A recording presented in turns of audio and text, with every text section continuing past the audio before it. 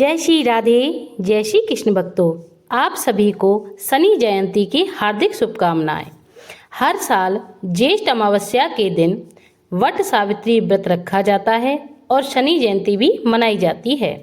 शनिवार के दिन जब अमावस्या तिथि लगती है तो इसे शनि अमावस्या भी कहा जाता है, जिसका हिंदू धर्म में काफ़ी महत्व है।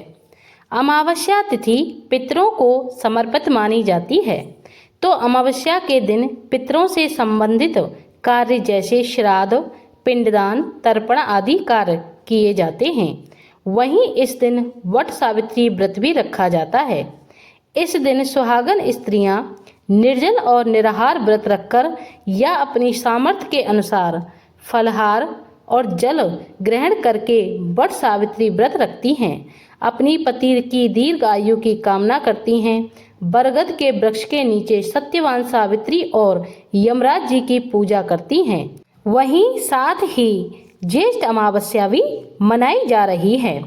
इस बार शनि जयंती के दिन वर्षों के बाद शनिवार का दुर्लभ संयोग पड़ रहा है और स्कंद पुराण और अन्य ग्रंथों में उल्लेख मिलता है कि शनिवार के दिन जब शनि जयंती हो तो इसका महत्व 2 गुना हो जाता है और शनिवार के दिन पड़ने वाली अमावस्या को शनिश्चरी अमावस्या भी कहा जाता है। यह सबसे शक्तिशाली और प्रभावशाली मानी गई है। ऐसे में ज्येष्ठ अमावस्या के दिन के समय पितरों के निमित्त श्राद्ध, तर्पण, पिंडदान आदि कार्य करना और बरगद के वृक्ष की पूजा करना और शाम के समय शनि देव पर तेल अर्पित करना, शनि चालीसा का पाठ करना और सबसे महत्वपूर्ण इस दिन गंगा जी में स्नान करना या अन्य पवित्र नदियों में स्नान करना समस्त पापों का नाश करने वाला होता है।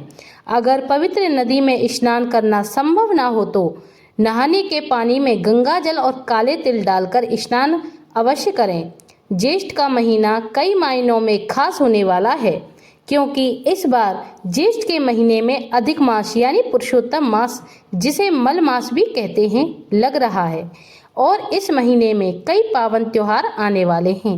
अमावस्या तिथि 16 मई दिन शुक्रवार को सुबह 5:12 से शुरू होगी और 17 मई रविवार को 1:30 पर, यानी देखा जाए तो यह शुक्रवार की ही रात 12 बजे के बाद का समय होगा। तब अमावस्या तिथि का समापन होगा, क्योंकि शुक्रवार को ही अमावस्या तिथि प्राप्त हो रही है। ऐसे में 16 मई दिन शनिवार को ही ज्येष्ठ अमावस्या रहेगी। व्रत इसी दिन रखा जाएगा। वट सावित्री व्रत इसी दिन रहेगा और शनि जयंती भी 16 मई शनिवार को ही मनाई जाएगी। इस दिन ब्रह्म मुहूर्त सुबह 4:12 से 5 बजे तक रहेगा। सूर्य उदय होगा सुबह 5:49 पर और सूर्यास्त होगा शाम 6:57 पर। अभिजीत मुहूर्त सुबह 11:56 से दोपहर 12:49 तक रहेगा। इस समय में आप पितरों से संबंधित कार्य कर सकते हैं और इस दिन अमृत काल दोपहर 1:15 से 2:40 तक रहेगा। यदि आपके यहाँ पर वट सावित्री व्रत की मुख्य पूजा का दिन के समय होती है तो आप अभिजीत मुहूर्त में या फिर अमृत काल में कर सकते हैं, और जिनके यहाँ पर सुबह के समय वट सावित्री व्रत की पूजा होती है वे ब्रह्म मुहूर्त से लेकर सूर्य उदय होने तक वट सावित्री व्रत की पूजा कर सकते हैं। इस दिन सौभाग्य योग सुबह 10:25 तक रहेगा। उसके बाद में शोभन योग प्रारंभ होगा, तो इस दिन आप सौभाग्य या फिर शोभन योग में दान कर सकते हैं। इसके अलावा राहु काल सुबह 9 बजे से 10:30 तक रहेगा। इस समय में आप राहु और केतु से मुक्ति पाने से संबंधित कोई भी उपाय या दान इत्यादि करना चाहते हैं तो कर सकते हैं। अमावस्या का दिन बहुत ही खास होता है। हमारे सनातन धर्म में बहुत पवित्र तिथि मानी जाती है, तो भूल कर भी इस दिन नाखून, बाल इत्यादि ना काटें। लहसुन, प्याज या किसी भी प्रकार की तामसिक चीज़ों का सेवन ना करें। शाम के समय अपने घर के मुख्य द्वार पर एक दीपक पितरों के नाम से और बहते हुए जल में दीपदान अवश्य करें। आपके आसपास जो भी पवित्र पौधे हैं वहाँ पर भी आप दीपदान कर सकते हैं।